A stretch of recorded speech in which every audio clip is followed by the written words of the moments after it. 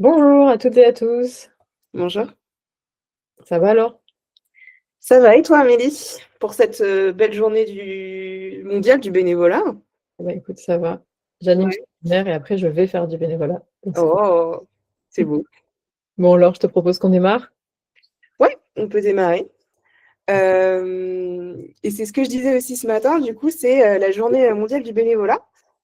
Et donc, pour l'occasion, j'ai fait un petit truc, je suis allée farfouiller sur Internet et j'ai trouvé des petits chiffres intéressants que je voulais vous transmettre. Parce que comme ça, je vous partage et je ne garde pas que les infos pour moi. Du coup, j'ai découvert qu'il y avait 74 000 nouvelles associations qui ont été créées cette année, entre juillet 2024 et juin 2025. Et donc, du coup, en France, c'est l'un des plus hauts niveaux qui n'a jamais été fait depuis 2015. Donc, je ne sais pas si c'est une bonne nouvelle, mais en tout cas, c'est énorme. C'est plutôt une Et bonne nouvelle, moi je pense. en même temps, ça veut dire qu'on a besoin de beaucoup d'associations pour pallier à beaucoup de choses. Donc, je ne sais pas. Et aussi, j'ai découvert que il y avait plus de 13 millions de bénévoles, dont 5,5 millions qui s'impliquent chaque semaine dans le monde associatif. Donc ça veut dire que vous faites sûrement partie de ces 5,5 millions. Ouais, Amélie, en tout cas, en fait partie, apparemment. pas toutes les semaines. Mais oui, effectivement, je fais partie des gens qui font beaucoup de bénévolat. Et ce que je trouve intéressant sur ce chiffre par rapport aux années précédentes, où dans les études, on avait plutôt tendance à montrer qu'il y avait une baisse de l'engagement régulier au profit de l'engagement ponctuel. Cette année, pour la première fois depuis longtemps, on a de nouveau des chiffres qui montrent que les Français et les Françaises s'investissent de façon plus régulière, voire hebdomadaire. Et ça, on sait que c'est vraiment indispensable pour tenir les associations. Donc, ça montre aussi que les gens ont une forme de bande passante aussi peut-être retrouvée pour s'investir dans les associations. Donc, c'est plutôt positif. Ouais. Et, voilà, c'est l'occasion aussi pour nous de remercier et de féliciter tous ces gens qui s'investissent dans les associations. Tiens. Exactement. Et donc maintenant, on rentre dans le vif du sujet, si ça te va. Ouais, très bien. C'est-à-dire qu'on va parler du coup de notre nouveau guide qui se nomme Déléguer la coordination des bénévoles, le guide pratique pour doter votre association d'un bénévole référent des bénévoles. Alors, du coup, ce qu'on va faire, c'est que, hop, Ah, euh, tu nous mets le lien vers le guide, c'est ça? le lien vers le guide, ouais, ça peut être pas mal. Ça peut être intéressant pour eux.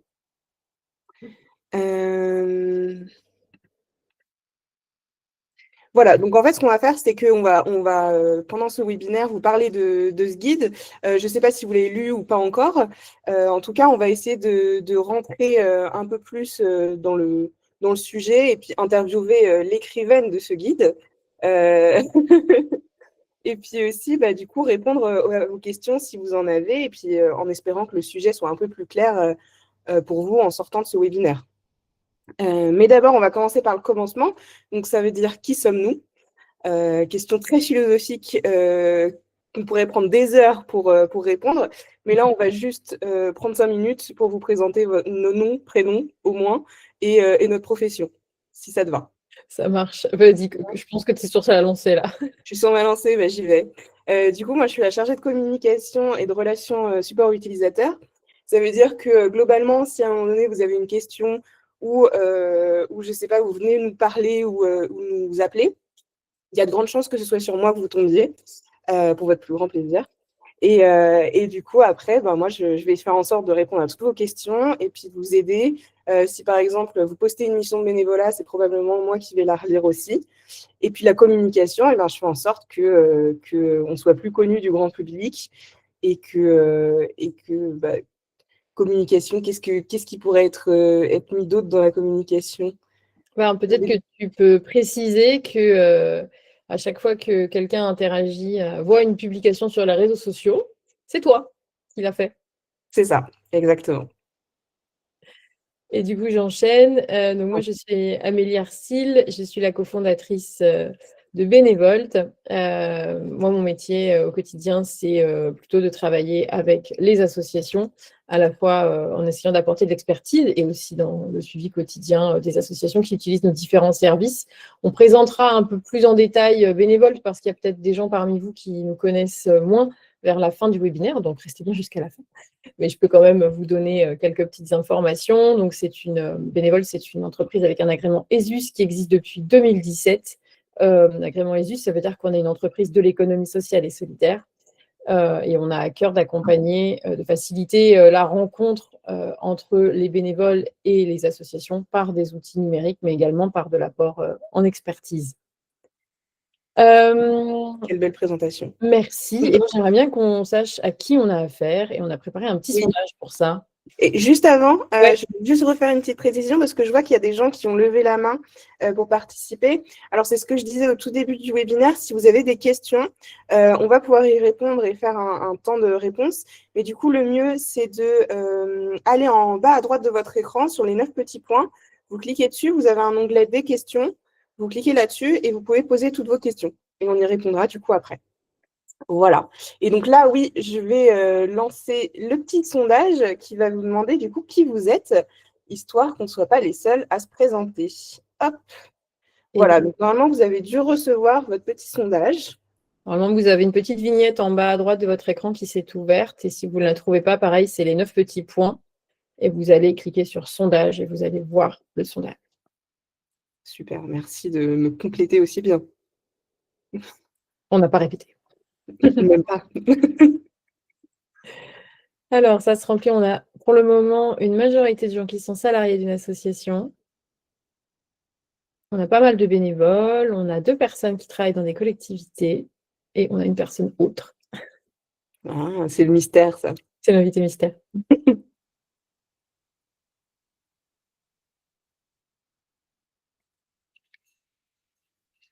Hop.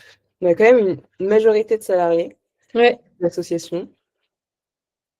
tout à C'est les fait. grands gagnants de ce sondage. Peut-être aussi que l'horaire du webinaire était propice à avoir des salariés associatifs.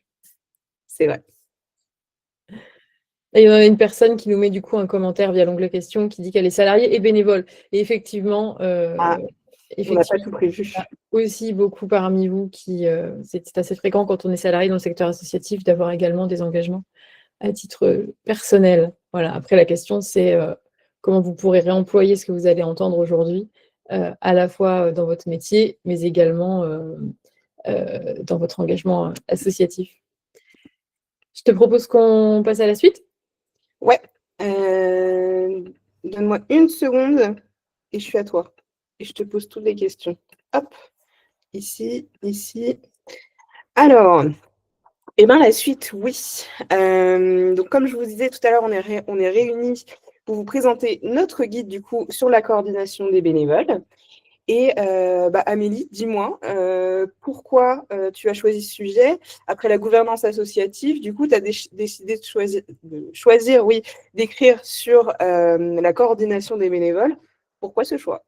Oui, alors d'abord pour celles et ceux qui nous connaissent moins, donc chez Bénévolte, on accompagne les associations, on travaille avec plus de 8000 associations partout en France et un très grand nombre de bénévoles. Et on développe des outils qui sont numériques pour vous permettre de faciliter l'engagement des bénévoles dans vos structures associatives, mais on adosse cette expertise technique avec une expertise plutôt métier. Donc moi, mon métier, c'est de discuter avec les associations. En fait, j'ai le meilleur job du monde parce que clairement, je passe du temps avec les associations, je les écoute, j'essaie de les comprendre, de comprendre leurs questionnements et derrière de voir comment est-ce qu'on pourrait les aider.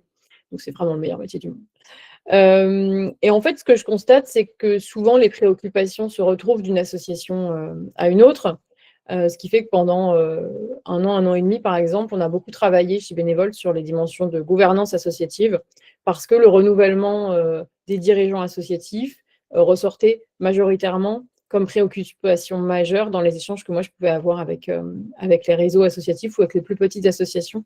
C'est le fameux le président s'en va, personne ne veut prendre la suite, ou alors on est un grand réseau, on renouvelle tous nos bureaux associatifs dans nos délégations et on constate qu'on a à peu près 40% de turnover, ce qui quand même est beaucoup, avec des constats de carence à des endroits, etc.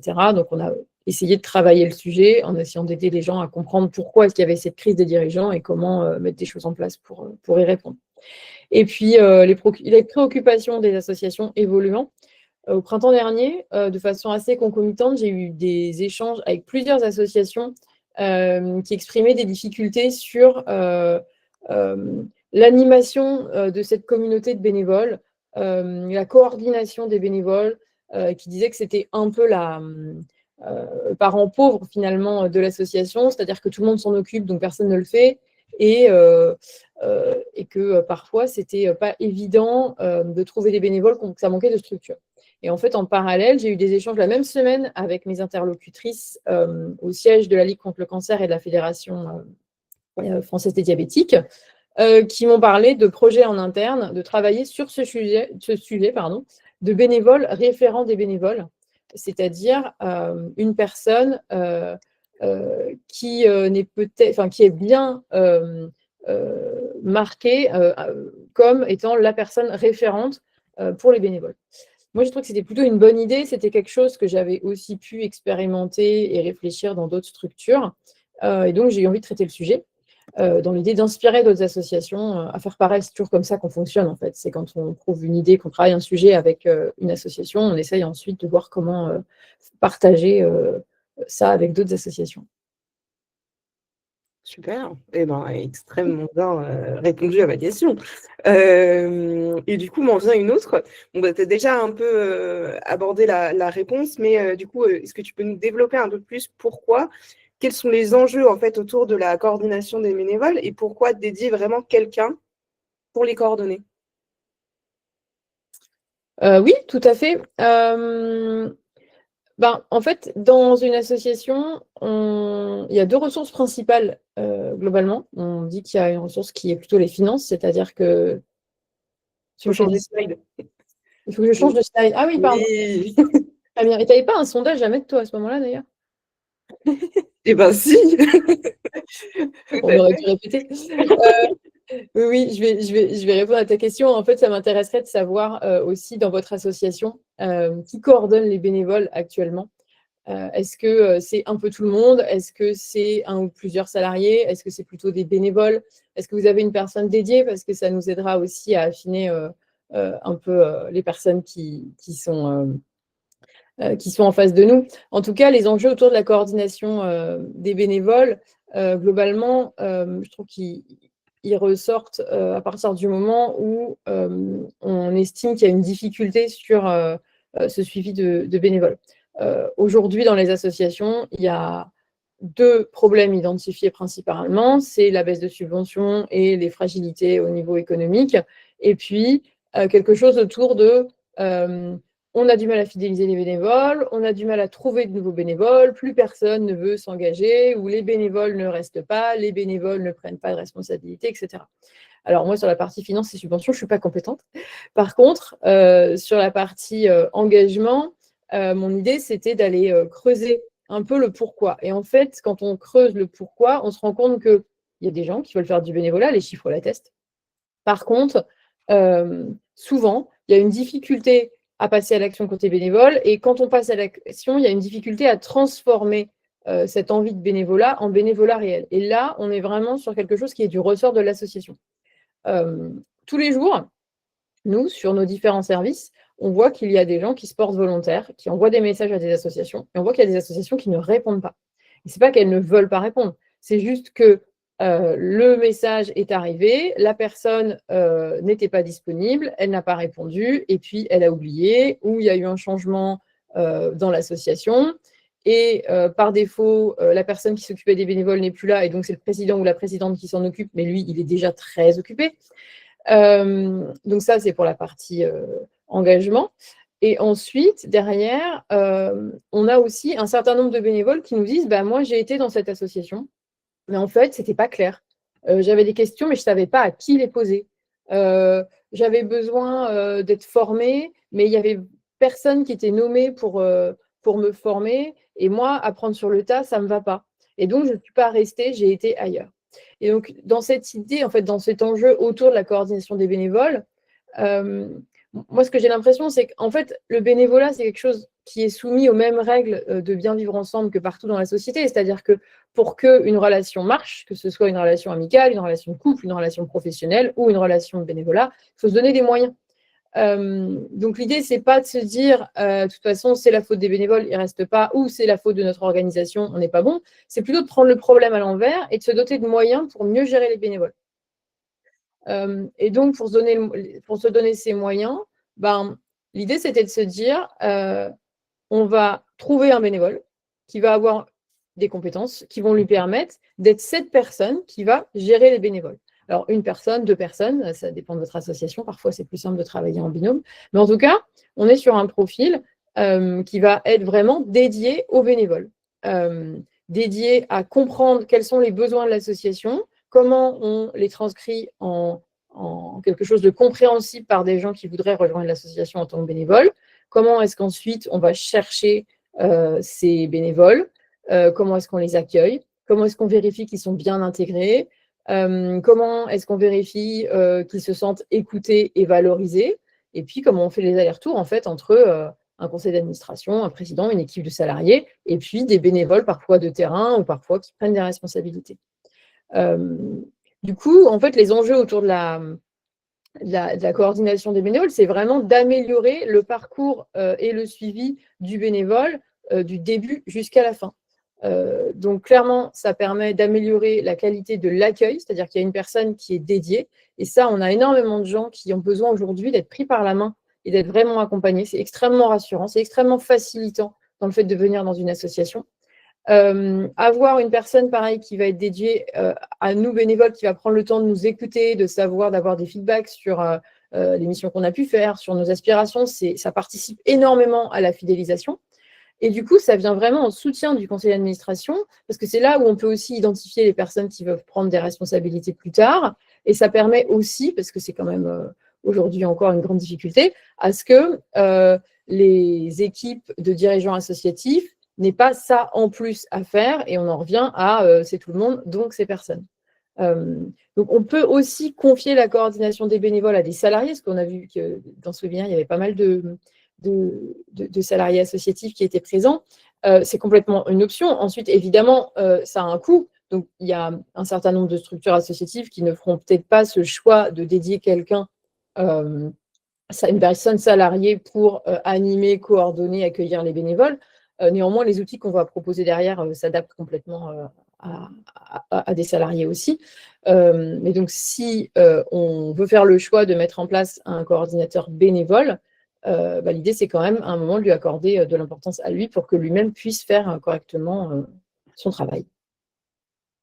Ça répond à ta question, Laure ? Ah bah là oui, plus que répondu à ma question.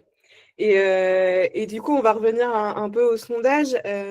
Pour ceux qui n'ont pas encore répondu, je vous rappelle, 9 petits points en bas à droite de votre écran, onglet sondage, et vous pourrez être nos derniers votants, qu'on puisse un peu répondre à tout ça. Je réponds juste à Lucas. Oui, vous aurez un replay qu'on vous enverra par mail juste ensuite. Oui, tout à fait. Alors, sur ce sondage, qui coordonne les bénévoles dans vos associations ? Eh bien, un ou plusieurs salariés, c'est quand même la majorité. Oui. Essentiellement, un membre du bureau ou du CA, on a 6 répondants. Un peu tout le monde. Une personne dédiée. Après, c'est plus mitigé. Voilà. Donc, effectivement, on a beaucoup d'associations ici qui ont des salariés et qui ont choisi de confier la coordination des bénévoles à des salariés. C'est plutôt intéressant comme sondage. Merci en tout cas pour vos réponses. Super, ouais. Et on va pouvoir enchaîner. Du coup, ce que j'ai compris un peu de ce que tu m'as dit, c'est que c'est un peu comme un coiffeur. Quand on a trouvé le bon, on le garde, on y retourne et on est content d'avoir trouvé celui qui nous convient. C'est ça? Je me trompe pas? Non, tu ne te trompes pas. Mais du coup, la question se pose, comment on fait pour trouver la bonne personne, du coup, pour gérer tous nos bénévoles avec les bonnes compétences? Et puis, en fait, est-ce que tu peux nous dire le profil idéal du bon? Alors, pas du bon coiffeur, mais du coup, du bon coordinateur de bénévoles. Ça marche. Le bon coiffeur, moi, je cherche encore. Si vous connaissez un spécialiste de friser, ça m'intéresse. Alors, en fait, je vais commencer par ce qu'il ne faut pas faire. Comme ça permettra après d'aller sur ce qu'il faut faire. Il y a toujours une erreur sur ce type de poste parce qu'on est forcément sur du bénévolat de compétences. Et donc, l'erreur dès qu'on cherche un bénévole qui a des compétences, c'est de se dire qu'on va trouver un mouton à 5 pattes, voire à 18 pattes, et qui va résoudre tous nos problèmes. Si votre association va mal, si la moitié du CA est partie en claquant la porte, si les salariés démissionnent ou sont en arrêt de travail et si c'est la crise, c'est pas en mettant une personne sortie de nulle part, référente des bénévoles, que vous allez résoudre les problèmes. Donc, on est plutôt sur un poste qui fonctionne à partir du moment où on a une association qui va quand même globalement bien. Parce que c'est un poste qui n'est pas facile à endosser, qu'on soit salarié ou bénévole d'ailleurs. C'est un poste avec des très bonnes capacités relationnelles. Il faut être à la fois dans la capacité de défendre un projet, de défendre des valeurs, de les expliquer, et en même temps derrière d'aller porter les intérêts de chaque personne pour que chaque personne se retrouve à sa place, à la bonne place, en tout cas à la place qui lui convient. Donc, faut que le projet, il faut que le terreau soit quand même déjà à peu près sain. Ensuite, là, dans le guide, vous verrez si vous ne l'avez pas encore lu, on a plutôt dressé un portrait de bénévole référent des bénévoles sur toute la chaîne, c'est-à-dire une personne qui serait peut-être déjà consultée pour définir les besoins en bénévole, besoins, volume, compétences, etc., période de l'année, et puis qui irait jusqu'à être un peu le représentant des bénévoles au sein du conseil d'administration. Évidemment, ça va se décliner différemment en fonction de votre organisation et en fonction de vos besoins à vous. Peut-être qu'aujourd'hui, dans votre association, il n'y a pas de problème de fidélisation. Les bénévoles, vous avez du mal à en trouver des nouveaux, mais une fois qu'ils sont là, ils restent parce que vos fonctionnements viennent. Vos fonctionnements sont naturels et fonctionnent très bien. Dans ce cas-là, peut-être que votre bénévole référent des bénévoles, il va falloir trouver un profil plus… Alors, je suis désolée, ça a jargonné un petit peu monde de recrutement et RH, et ce n'est pas du tout péjoratif, et je fais bien la différence entre le salariat et le bénévolat, mais on va peut-être avoir quelqu'un qui aura plus une casquette recrutement, accueil, intégration, qui sera quelqu'un capable d'aller mettre des annonces sur des sites spécialisés comme bénévoles.fr, mais il y en a d'autres, ou d'aller chercher du monde, d'animer des réunions, par exemple, dans la commune pour faire connaître votre association et de repérer les gens qui pourraient avoir envie de s'investir, de discuter avec eux, de leur donner envie de venir. Voilà, peut-être qu'on aura un profil comme ça, plutôt presque commercial finalement.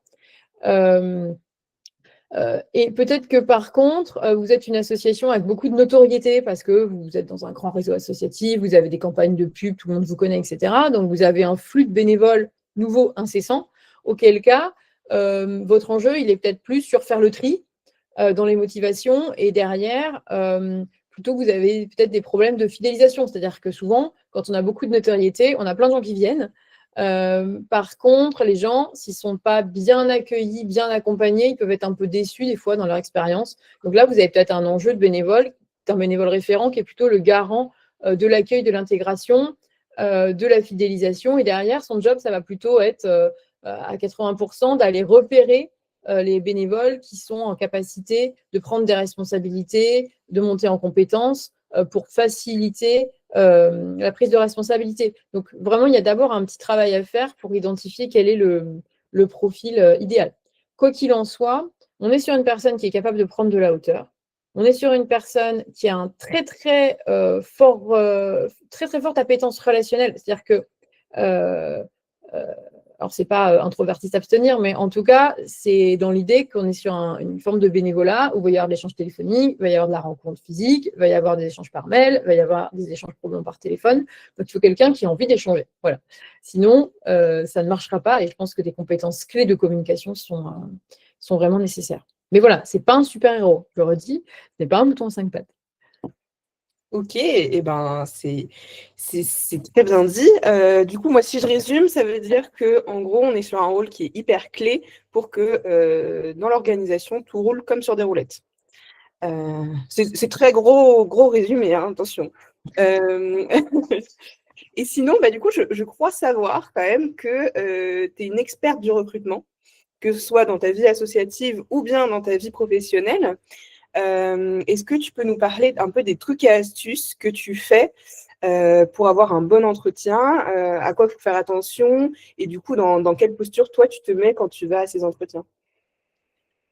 Oui, bien sûr. Effectivement, moi, ça fait 15 ans que je fais du recrutement. Alors, j'ai démarré par du recrutement de bénévoles. Après, j'ai fait du recrutement de salariés.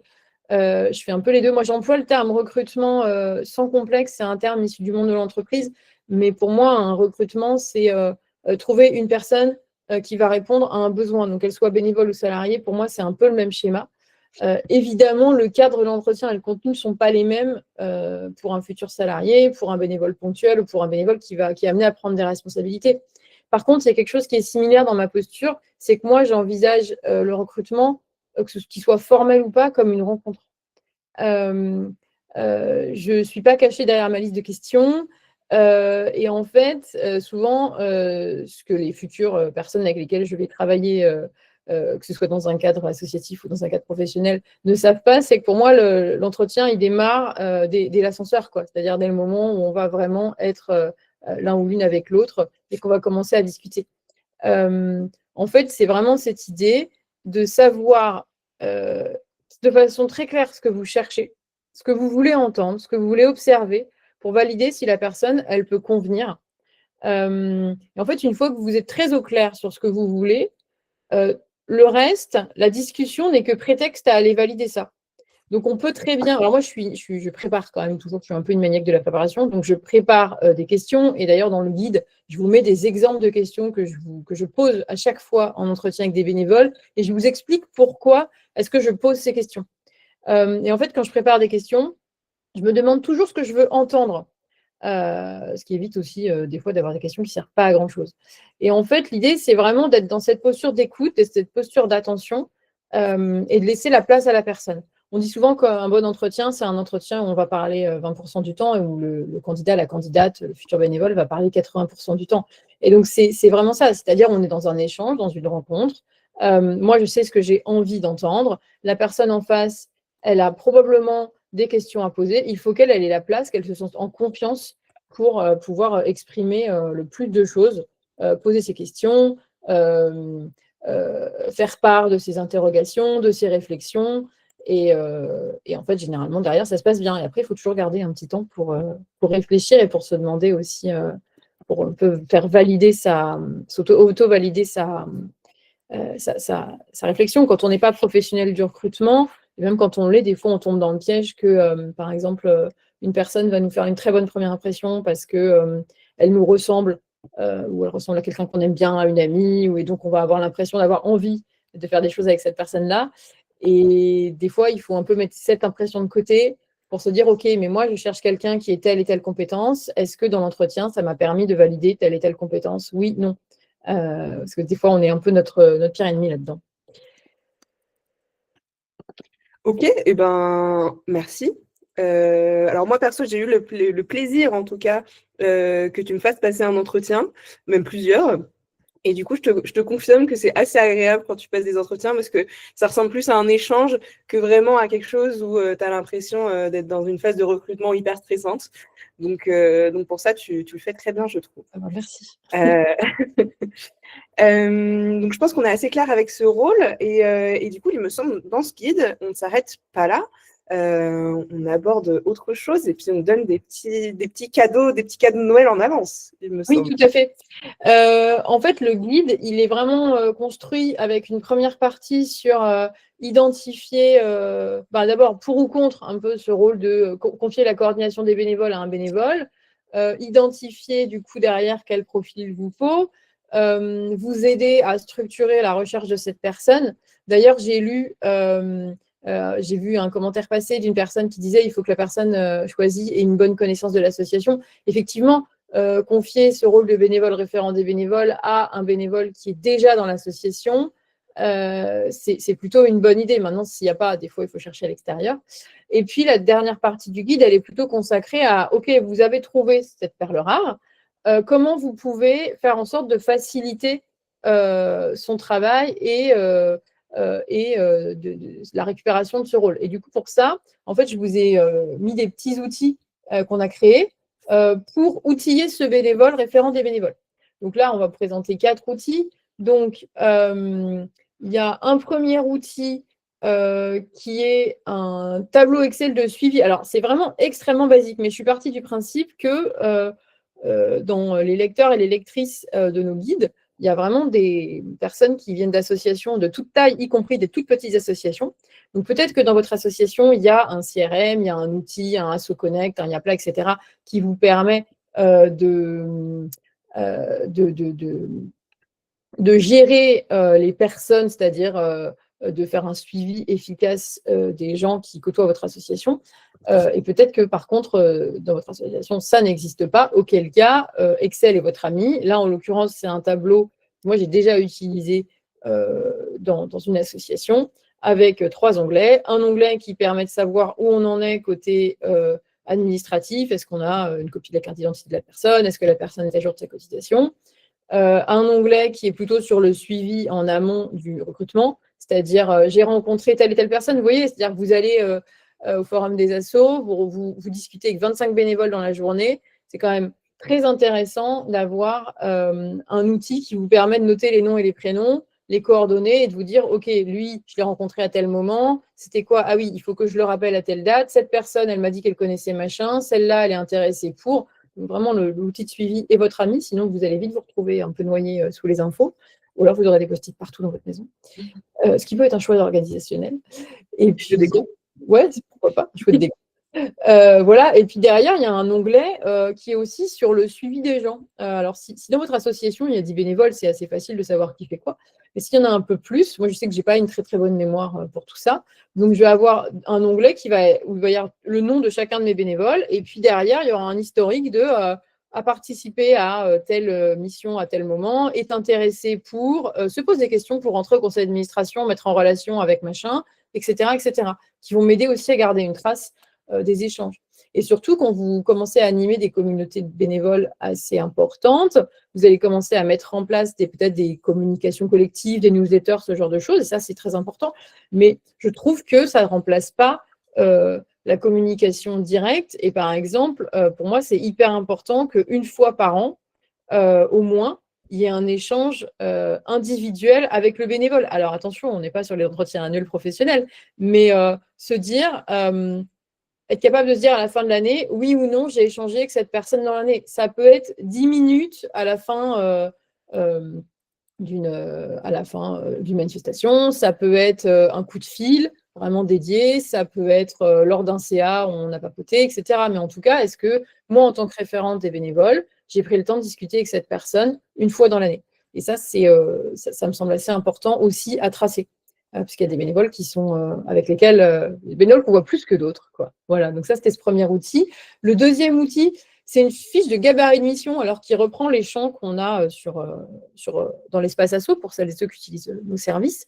En fait, quand vous êtes bénévole, référent des bénévoles, vous allez être sollicité par vos collègues salariés et bénévoles qui vont vous dire « Trouve-moi quelqu'un pour faire la communication, trouve-moi quelqu'un pour être bénévole sur le prochain événement, etc. » Et en fait, ça, ce n'est pas assez pour poster une annonce. Vous n'avez pas assez d'infos. Donc, l'idée, c'est de les faire travailler, eux, sur des annonces. Donc là, c'est un fichier très, très simple. C'est un document Word. Hein. Vous leur faites remplir ça et ça vous fait un peu un outil navette. C'est-à-dire qu'ils vont être obligés de détailler. Ça reprend, nous, les informations qu'on demande dans l'espace asso pour publier des annonces sur bénévole.fr et puis sur nos autres services en marque blanche, avec un descriptif, avec des infos pratiques, limitées à 500 caractères, parce que, attention, c'est pas non plus, on n'écrit pas un roman fleuve. En tout cas, voilà, l'idée, c'est bien de faciliter l'expression de besoin de vos collègues bénévoles ou salariés qui vont vous confier le recrutement d'autres bénévoles. Je passe au dernier outil, qui est une fiche d'entretien qui reprend un peu ce que je vous ai dit, mais en tout cas qui permet aussi de faire monter votre bénévole, référent des bénévoles en compétence sur l'entretien si jamais il y a besoin. Et puis je reviens sur celui-là. En fait, comme on est sur un poste assez clé dans l'organisation, c'est intéressant que votre conseil d'administration ou votre comité directeur, par exemple pour les associations qui ont des salariés, ait un retour terrain de ce que la personne vit et travaille au quotidien. Et du coup, parfois, formaliser des outils, ça permet de faciliter aussi les retours terrain. Donc là, je suis partie sur un outil. On pourrait imaginer, par exemple, que votre bénévole référent des bénévoles va le remplir avant chaque conseil d'administration. Alors peut-être qu'il est administrateur, administratrice et qu'il viendra le présenter lui-même, mais peut-être qu'il ne sera pas invité ou qu'il ne sera pas disponible. En tout cas, l'idée, c'est de l'aider à faire le point sur quel est son ressenti, lui, sur l'ambiance de l'association en ce moment. Est-ce qu'il y a des nouveaux bénévoles? Combien? Est-ce qu'il y a des départs en cours ou à venir? Etc. etc. Il y a d'autres questions qui sont au dos, je ne rentre pas là. Mais voilà, en tout cas, de lui permettre d'avoir un outil qui lui permet de faire un bilan, de garder une trace, et ensuite ce bilan va pouvoir remonter, et ça se valorise dans un rapport d'activité, par exemple. Moi, je trouve, et je l'ai déjà écrit dans les précédents guides, qu'on ne valorise pas assez la vie associative dans les conseils d'administration. On parle beaucoup des chiffres, on parle beaucoup de l'organisation, des événements, des projets. On ne parle pas assez de la vie associative. Et donc ça permet aussi de replacer la vie associative au centre de la machine. Super, et bien dis donc, ça nous en fait des outils pratiques. Et ben merci. Du coup, là, le guide, il est sorti depuis déjà 1 mois. Ça passe super vite, j'ai l'impression que c'était hier qu'il était sorti, mais bon. Et on a déjà eu presque 800 téléchargements. Et on commence à avoir quelques retours aussi, donc ça fait plaisir. Je vais vous le partager dans le chat parce que j'ai l'impression, enfin dans le chat, dans les questions, parce que j'ai l'impression que, il est réclamé comme le Messie. Et donc du coup, vous pouvez le télécharger juste ici. Et pip, pip. Et est-ce qu'on ne ferait pas une petite pause questions-réponses ou on enchaîne? On va prendre les questions avant, puisque tu disais qu'on a déjà eu 778 téléchargements. On a eu également les premiers retours qui viennent d'arriver, qui sont plutôt très positifs. Donc, c'est assez chouette. On a une personne qui s'appelle Béatrice qui travaille dans une association qui est VMEH 92, qui est elle-même bénévole, référente des bénévoles, et qui a dit qu'elle cochait toutes les cases du portrait. Ça m'a fait très plaisir. Et puis, on a Jacques de l'ADI, qui dit que dans son projet stratégique, l'ADI a mis en exergue la nécessité de redéfinir le rôle du bénévole et son intégration à tous les niveaux de l'association. La création de la fonction accompagnateur de bénévoles est une composante essentielle du projet. Voilà, et les gens qui ont répondu ont mis plein d'étoiles, donc ça nous fait très plaisir. Et puis, on a aussi eu quelques remarques, du coup, qui vont peut-être répondre à certaines des questions sur, alors, qui coordonne le bénévole, référent des bénévoles, par exemple, ça c'est quelque chose qui est revenu. Moi, je pense que là, il faut vraiment vous renvoyer à la structuration de votre association. Soit, pour moi, on est quand même sur un poste avec beaucoup de responsabilités, donc naturellement, j'aurais tendance à dire c'est plutôt le conseil d'administration, c'est-à-dire que ce bénévole va rendre des comptes au conseil d'administration. Mais peut-être que dans votre structure, la vie associative, elle est déléguée à un salarié ou une salariée, auquel cas, ce sera peut-être cette personne qui sera l'interlocuteur ou l'interlocutrice privilégiée. En tout cas, il faut vraiment, c'est un poste qui fonctionne s'il est pensé. Ça ne peut pas être quelqu'un en plus. Il faut vraiment que ce soit pensé dans une logique. Si vous avez un organigramme, il faut qu'il ait une place dans l'organigramme. Et on a aussi des retours sur la professionnalisation. C'est vrai que c'est quelque chose qu'on entend souvent. Les associations, ce n'est pas des entreprises. Il y a trop de professionnalisation dans les associations. On veut trop calquer les modèles. Alors, oui, effectivement, on n'est vraiment pas là sur une mission de bénévolat ultra empirique. Et donc, j'ai bien conscience que ça ne correspondra pas à tout le monde, mais en fait, dans ce genre de cas, j'ai envie de dire qui peut le plus, peut le moins. C'est-à-dire qu'aujourd'hui, on a une époque où on a énormément d'associations qui nous disent la fidélisation des bénévoles, c'est un enjeu. On sait que l'absence de cadre, le manque de clarté, ça domine dans la désertion des bénévoles, dans celles et ceux qui ne restent pas. Donc, là, on est sur une mission qui vient cadrer, qui vient répondre à cette absence de cadre, qui vient répondre à un besoin. Un cadre, après, ce n'est pas une prison. En tout cas, ça permet d'avoir une structure qui est très claire, un fonctionnement qui est précis, sans étouffer non plus les bénévoles ou les salariés. Mais voilà, si vous avez des problèmes de fidélisation, je pense vraiment que c'est ce type de poste qui peut répondre à ces enjeux-là. Mais je suis assez d'accord. Moi, quand je vois dans mes expériences en tant que bénévole, j'aime bien le fait d'être libre et de me dire que c'est pas une prison et que, comme un emploi, par exemple, je suis obligée de venir à telle heure et que ce soit beaucoup trop lourd pour moi. Mais par contre, j'aime bien quand même avoir un cadre et me dire, ok, je suis structurée, je suis pas juste balancée dans la nature. Et puis en fait, c'est un peu comme tu te rappelles tes anciennes années de fac où, en fait, tu as des gens qui arrivent tout seuls à la fac et à continuer et c'est OK et qui n'ont pas besoin qu'on leur prenne la main. Mais tu en as d'autres qui ont quand même beaucoup plus besoin d'accompagnement pour leur dire et de suivi, en fait, pour se dire que ils peuvent y arriver et que en fait, ils peuvent continuer dans cette mission. Ils ont un certain cadre, ils ne sont pas juste laissés tout seuls à l'abandon, quoi. Yes, tout à fait. Voilà. Peut-être qu'on prend les questions. Les questions, j'en avais une que j'ai trouvée assez pertinente et j'aimerais bien que du coup tu apportes la réponse, que je suis même assez curieuse personnellement. Que pensez-vous de confier cette mission de coordinateur de bénévoles à un binôme composé d'un salarié, profil encadrant ou animateur, et d'un bénévole de gouvernance ou non? Ah bah, je trouve ça top. Je ne sais pas qui a posé la question, mais par exemple, l'année dernière, j'ai pas mal travaillé avec le comité 35 de la Ligue contre le cancer. Et c'est vraiment le choix qu'ils ont fait. C'est-à-dire qu'il y a une personne salariée qui fonctionne vraiment en binôme avec une bénévole. Et dans une association qui a des salariés et où les bénévoles sont amenés à être au contact des salariés parce qu'ils sont dans le même bureau, c'est hyper intéressant d'avoir les deux. Ok, trop bien. Autre question, hop, hop, hop. Alors, du coup, je la lis un peu en même temps. Nous sommes une petite association d'une cinquantaine de membres. Les concerts que nous organisons reposent essentiellement sur des bénévoles, à l'exception d'artistes pros. Comment faire prendre conscience à un bénévole de l'intérêt d'une prise de poste réelle et des responsabilités qui vont avec? Ok. Là, en fait, je pense que ce qui est exprimé, c'est la difficulté à passer de personnes qui s'investissent de façon ponctuelle à des personnes qui s'investissent de façon plus régulière. En fait, d'abord, il y a un travail à faire sur donner envie. Et moi, je trouve que donner envie, ça se fait par l'exemple. C'est-à-dire comment vous ouvrez vos CA, comment vous ouvrez vos réunions, comment vous véhiculez une image que faire tourner l'association au quotidien, indépendamment des concerts, c'est vraiment quelque chose qui vous apporte quelque chose et qui vous épanouit. Voilà. Et là, ça va permettre peut-être de donner envie à des bénévoles. Et ensuite, peut-être que vos bénévoles ponctuels ne doivent pas et ne seront jamais les mêmes.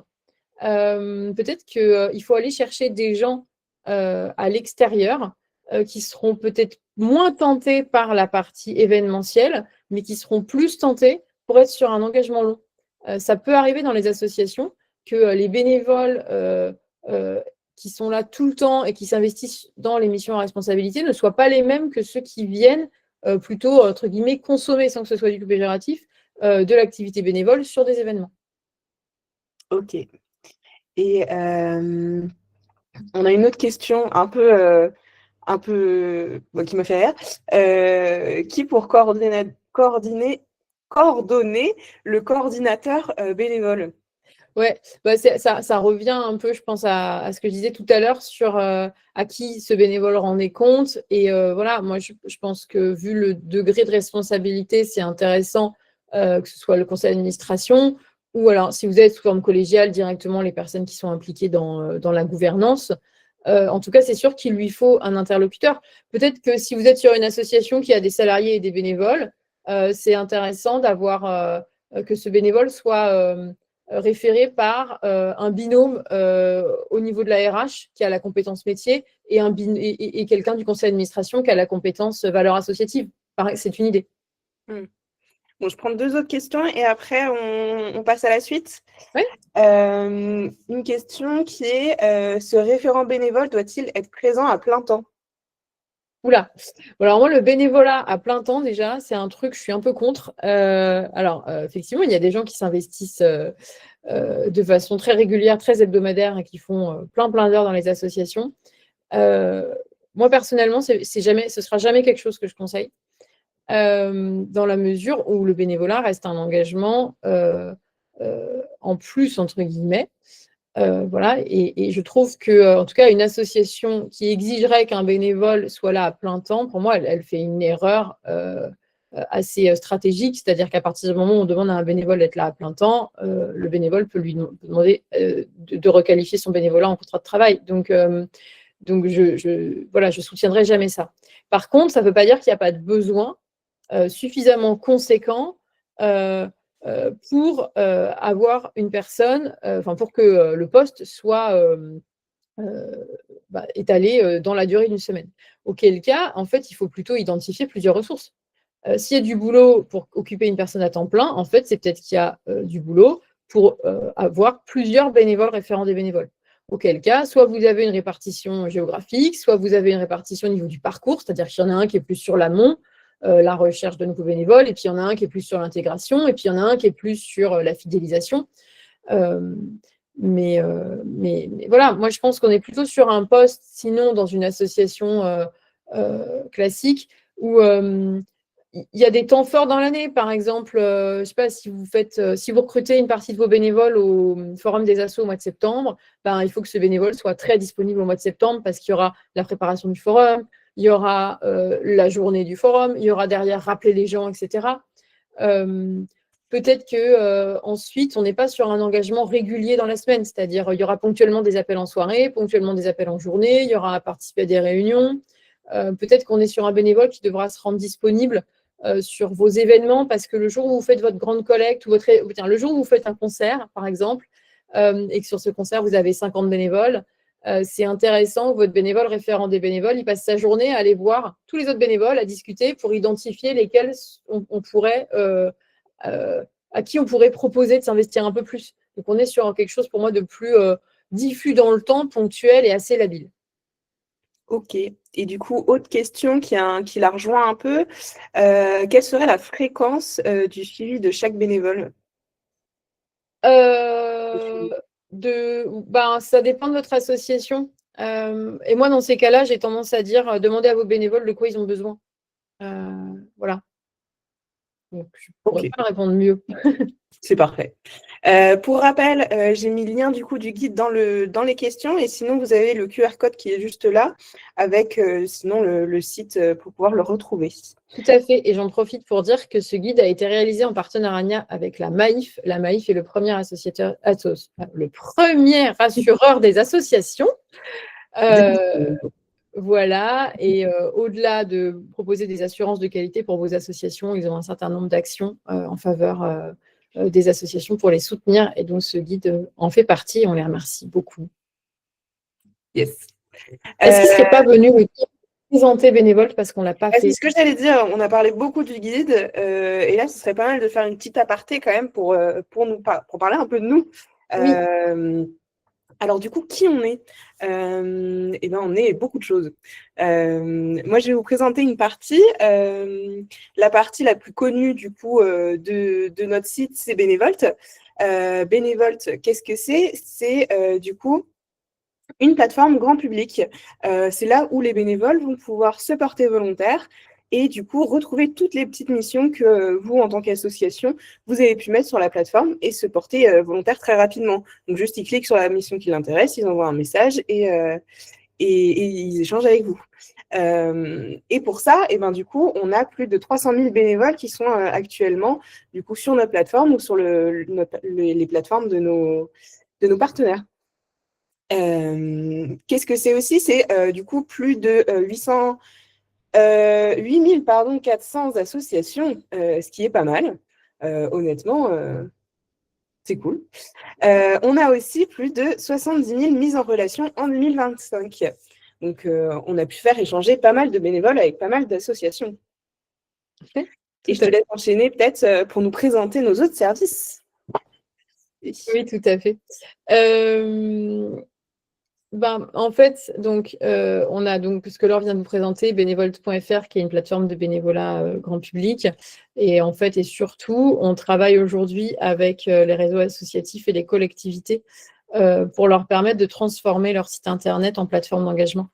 Globalement, pour vous donner une explication très pratique, si je rencontre votre association au forum des associations et que j'ai eu plaisir à discuter avec vous, quand je vais rentrer chez moi, je vais prendre mon smartphone et puis je vais taper bénévolat avec le nom de votre association dedans. Et ce que je vais voir va me permettre de conforter la première impression que j'ai eue. En fait, aujourd'hui, on fonctionne tous comme ça. Quand on cherche un resto, on demande à Google. Quand on cherche un médecin, on demande à Doctolib, etc. Ben, quand on cherche à faire du bénévolat, on va aussi aller sur Internet pour voir ce qui se dit. Et nous, on pense que le plus important, ce n'est pas ce que les autres disent de vous, c'est ce que vous allez être capable de dire de vous. Et donc, il faut que sur vos sites Internet, il y ait accès à une information extrêmement claire de ce que vous proposez aux bénévoles. Et nous, en fait, notre métier, c'est de venir mettre sur votre site Internet ça. Donc, on travaille avec des réseaux comme la Croix-Rouge, comme l'a dit, comme Médecins du Monde, comme Action contre la faim, etc., qui nous confient la responsabilité de créer leur plateforme d'engagement. Et donc, quand vous allez sur ces sites et que vous voyez des missions de bénévolat, que vous pouvez vous porter volontaire dessus, en fait, c'est avec nous que vous dialoguez. Voilà. Et c'est parce qu'on travaille avec plus de 1000 associations qu'on a ensuite pu développer une offre d'expertise, de formation. Donc, on peut faire des conférences, on peut animer des séminaires, on peut venir dans vos associations pour comprendre quelles sont vos problématiques et essayer de vous aider à y répondre. Voilà, et je ne l'ai pas dit, mais on travaille également avec les collectivités. Donc, de la même manière qu'avec les réseaux associatifs, quand vous allez, par exemple, sur le site de la ville de Courbevoie, en région parisienne, que vous voulez savoir s'il y a un club de gym et quels sont les horaires du club de gym, ou si vous voulez savoir si l'association des Amis de la Philatélie cherche des bénévoles en ce moment, vous allez retrouver toutes ces informations. On est vraiment le forum des associations en ligne 24 heures sur 24. Et donc ça, nous, on va aider, on va construire ça en fait pour vos communes. Voilà. Ok, super. On arrive un peu à la dernière partie du coup de ce webinaire où on va répondre aux dernières questions qu'on a. J'en ai trouvé une assez intéressante que je te lis si tu veux bien. Donc pas forcément un problème d'aller chercher un coordinateur un peu à l'extérieur sans qu'il ait déjà vécu des événements avec l'équipe avant. Point d'interrogation. Alors, je ne suis pas sûre de bien comprendre la question, donc je vais répondre en fonction de ce que j'ai compris. Pour moi, ce que j'ai compris, c'est est-ce que c'est OK qu'on aille chercher une personne à l'extérieur et que ce ne soit pas une personne qui ait déjà vécu des événements dans l'entreprise, enfin dans l'asso, pardon. En fait, oui, c'est OK. C'est-à-dire qu'on va aller chercher quelqu'un pour sa compétence, du coup, plus que pour sa connaissance de l'association. Parfois, c'est plus simple aussi parce que, du coup, la personne n'a pas vécu, n'a pas déjà de relation avec les membres de l'association. Par contre, il va y avoir un temps de formation de cette personne qui va être à prévoir. Il va vraiment falloir travailler sur un parcours d'intégration de cette personne. De quoi elle a besoin pour devenir l'interlocutrice privilégiée des bénévoles. Donc, probablement d'être accompagnée, probablement d'être formée aux outils, probablement d'avoir un peu de littérature sur l'association, son histoire, ses choix de fonctionnement. Et peut-être que c'est quelqu'un qui n'a jamais travaillé dans cette association de façon salariée ou bénévole, mais par contre, c'est quelqu'un qui a déjà eu une expérience du bénévolat. Je pense qu'on est plutôt sur un poste qui a confié à quelqu'un qui a déjà fait du bénévolat, qui n'est pas à sa toute première expérience. Donc, j'espère que ça répond à peu près à la question. Je pense, oui. Écoutez, n'hésitez pas si vous avez d'autres questions pour nous dans le chat. Sinon, peut-être que Amélie aussi a déjà tout répondu à vos questions, ou peut-être que les gens sont déjà en train de lire précipité. Oh là là, c'est fou l'addiction. Ils sont en train de lire le guide. Voilà, merci. Hop, on commence à avoir, on a plus de questions, mais on a beaucoup de gens qui nous remercient, donc ça c'est super chouette. C'est cool. Merci à tous. Nous aussi, on vous dit merci. Merci d'avoir participé à ce webinaire quand même. Ouais, merci beaucoup. Le guide donc, est téléchargeable gratuitement sur notre site. Vous avez également les autres guides. On en a un sur la culture bénévole, on en a deux sur la gouvernance associative. Si vous avez des idées de futurs guides, n'hésitez pas à me les envoyer, que je puisse m'en mettre dans l'écriture. Et puis, si vous avez des questions ou même autres, vous pouvez nous écrire sur le chat du site ou alors directement sur contact@benevolt.fr. Puis, on pourra répondre à toutes vos questions ou toutes vos demandes si vous en avez. Voilà. Le webinaire est enregistré, vous recevrez le replay dans quelques heures. Tout à fait. Merci Laure, merci à tous, à toutes. Merci.